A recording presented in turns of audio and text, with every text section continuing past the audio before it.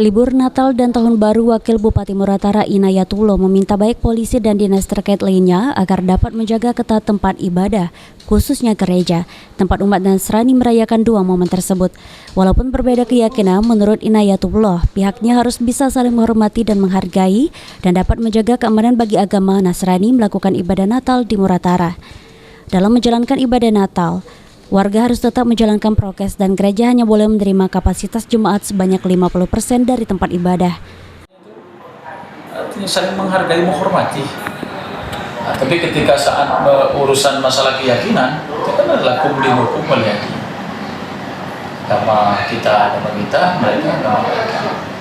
Cuma sepanjang itu kita tetap menjaga kedamaian, toleransi di antara kita. Dan kami akan siap, artinya itu keamanan dari umat Nasrani untuk mengadakan Natal, dan kami jamin keamanan itu. Dan insya Allah ini tidak terjadi. Kami berdoa ya mudah-mudahan Muratara tetap aman, nyaman seluruh warganya di dalamnya.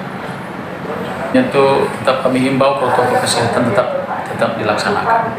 Karena corona masih ada, apalagi ada beberapa berita ini bahwa ada varian Omicron datang dari Afrika Selatan. Ini tidak menutup kemungkinan bisa terjadi di Muratara karena kita perlintasan jalan lintas Sumatera.